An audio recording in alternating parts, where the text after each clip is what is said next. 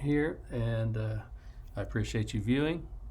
Hopefully I can provide some information that will help you get your films out more correctly. So I'm going to talk about copying and pasting into Photoshop to do your separations in Photoshop. This is not an example of a Photoshop worthy separation. This can be simply printed out here in Adobe Illustrator, but I want to use it as a tool to show you some tips that you should do. So make a selection of your vector artwork, no matter what it is. Copy, Control C or Command C, and then activate Photoshop, and then click on New, Control N, and then immediately change from pixels to inches. So that is going to be an exact copy of what you pasted from the vector program, Adobe Illustrator, and change this resolution to 600 or 300 if you prefer to work in 300, but I'm using 600 all the time now. And then keep the color mode in RGB. You don't want CMYK.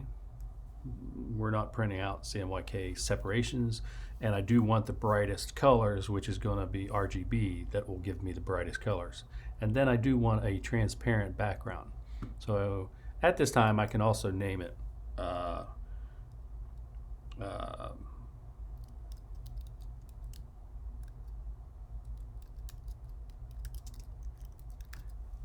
Anti-Aliasing example. All right, so I view down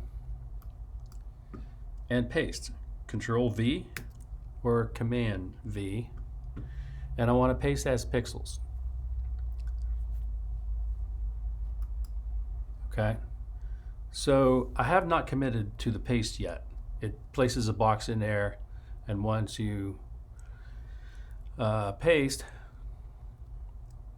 you'll see this is currently very sharp image, and it's pasting it in based on my 600 resolution pixels. Okay, so that is going to give you excellent selections for color separations.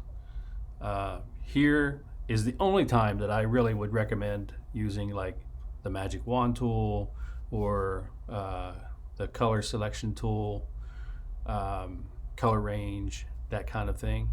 Normally I don't use those in separations, but for a vector placed object I do, because I can place it in with no anti-aliasing. Anti-aliasing is going to give you those fuzzy little soft blends on the outside, and that is for online viewing purposes, to help your images and your type look softer versus hard and bitmapped. Because if you viewed an image at its true resolution of 72 pixels per inch on screen, it would look very jagged on the edges and stuff, or very blurry. So this is the option to use anti-aliasing or not helps you create your separations. And in this case, as you see up here in my top menu bar, I always have that unchecked because I do not want anti-aliasing. So I'll show you what it does. I click enter, and that's my art. I'm going to hide this one, and I'm going to paste another one. Paste as pixels, and before I click enter to commit that paste, I'm going to check anti-aliasing. You see now? It gives you that softer edge blend. And so it looks a little softer on the background. So let me fill the background with a color of some sort. Let's say gray. And view up. I had a little stroke to my underbase when I was printing out in vector. When you view up, you'll see the soft little pixel edges, and that's the pasting with anti-aliasing turned on. And then the bottom is anti-aliasing turned off. So if you took the magic wand tool and you clicked on this to make a separation, and you go into channels and paste or fill that selection, it's solid, right? That's what you want for screen printing. If you come in here to the anti-aliasing and you select, all right, and then come in, this is where your sample magic wand tool resolution comes into play, or I say resolution, but it's tolerance. If you look up here, it kind of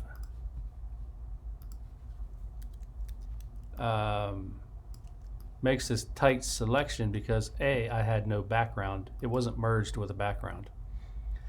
And it still makes a good selection. And you see there's a slight difference in that selection. So when you're using the magic wand tool and you're making selections and you're separating from this white background to the solid black, for example, that's when you end up with separations. It's got this little halo outline around everything. This is a better example. If I was to merge these two and then try to make the magic wand selection, you see it's not grasping all those edges out there on the edge. And so I come in and make my selection, and it's still a crisp, clean edge on there at 600 pixels per inch, but it's not a duplicate of the original artwork. So what I want to show you is most people don't pay attention to the magic wand tool and the tolerance. But let's say it's at 50%, which is, I believe, default. And you came in and used the magic wand tool, clicked on this, and it's going to select a little bit more of all the blue pixels on the artwork. And then you come in and paste it as a separation. That's still doing pretty good. Magic wand tool, let's increase that tolerance. I've got it on point sample. Let's say 75 and see how that looks.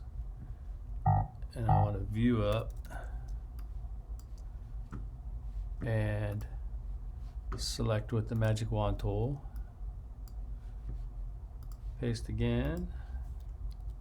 Still pretty good, but nothing like my original.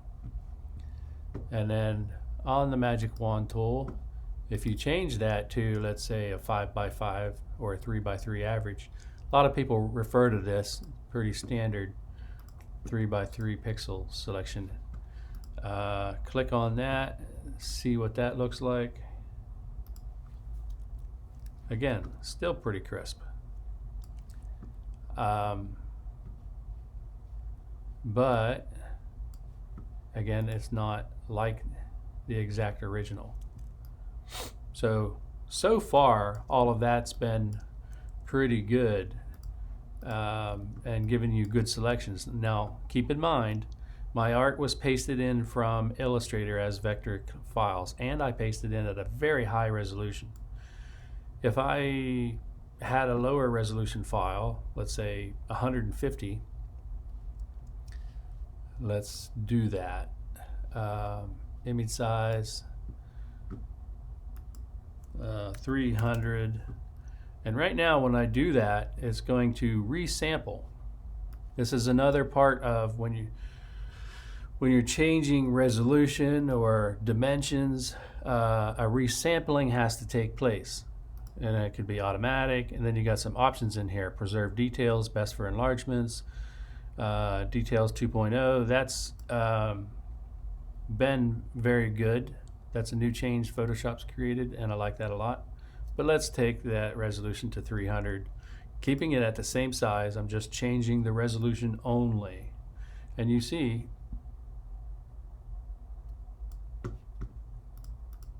it's even resampled my original. That was a crisp and clean selection. So what it has to do is, like, see all these gray pixels? Well, that's the 600 dpi resolution. And merging down to a 300 resolution, it has to like fill this space, so it creates these blends, and that's what anti-aliasing was doing here essentially. Now, as you see, when I resized against that one flattened background image, you actually got the gray color out here. You look at the numbers, gray colors, and as you change it in there, you see this blending going on from gray to blue, and they have to put color in between, and that is a resampling process. So in the resampling process, you know, you can get better results. So I step back far enough. No. Okay. You can get better results. Now I'm at 600 by changing and playing with those different options under the resample. You might want, like, nearest neighbor is going to be hard edges and give you a hard, sharp, crisp, clean edge, right? So my file is 300 and nearest neighbor, so it's still resampled a little bit. Okay, but this is harder edged. But let me show you the difference.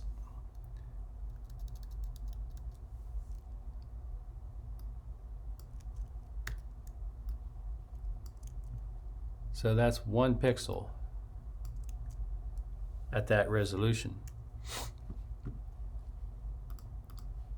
And so if you take the eyedropper and make a selection, select color range, and we click on this color, and it selects, there's variances in here of your fuzziness. So let's say if you took it down to 30,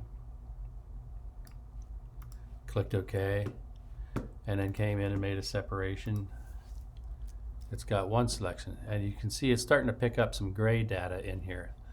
And if you use color range and increase it up to 77, all right, come in and create a new separation, it picks up a lot of data, and it's starting to pick up background, some of that gray that's in there, because you see that it looks white if you're not paying attention, but it's actually gray, just a very light gray, but it's got pixel data in here. So if you converted this to halftones, you would have halftones clear out in here at 12%. And then you see how much of the other areas it picked up. So that anti-aliasing has to do with soft edges, resampling, and scaling elements up has to do with you know, blending those pixels together to fill that space. For example, if I stepped all the way back and my file was at 600 resolution again, and then I took an element, made a selection of it, and copied that to another page all by itself, and I scaled that up. Even though I'm not changing resolution, I'm changing the document, right? I'm changing that artwork. So I click enter, and you look at the edge, and you see some resampling going on. That's what this is. So that's your original paste in from Illustrator, and then this is your scaled artwork. So it's got to fill pixel space. So it does that by starting with nothing and up into 100%. So it blends in that edge area. So that's kind of the same thing also.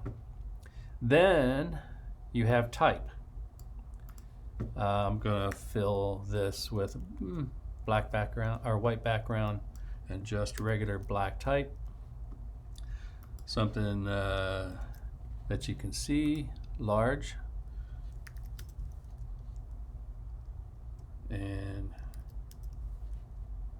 I'll change this to Times or some kind of serif font. Sorry.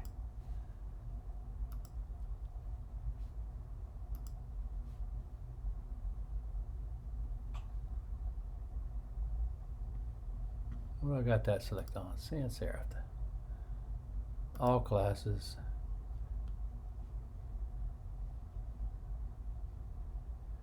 Let's give a little.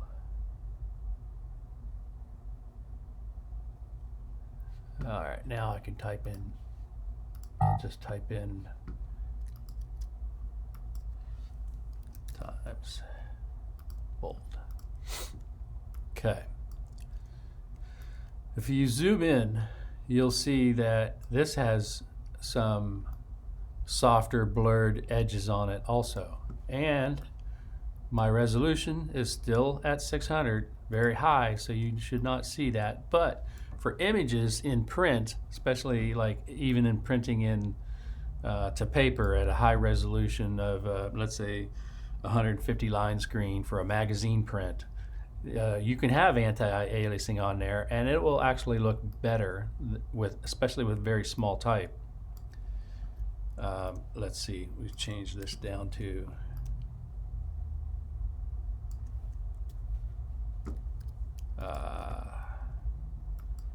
12-point type. Okay, again, it looks sharp and clean because it's 600 resolution.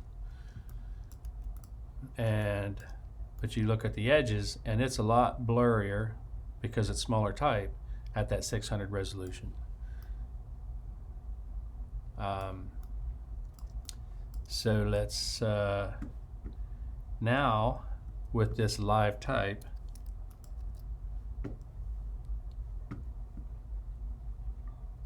look at this bottom right hand corner here. You'll see this as it shows clean type and bitmap type. This bitmap type is like straight resolution, 1:1, so there's no gray data in there. So that's sharp, and let's look at smooth.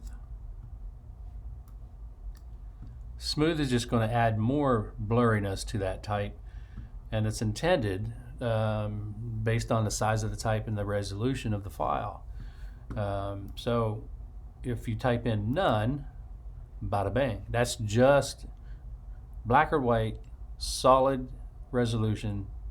This actually produces better separations when you're trying to make separations in your artwork and you're creating your artwork.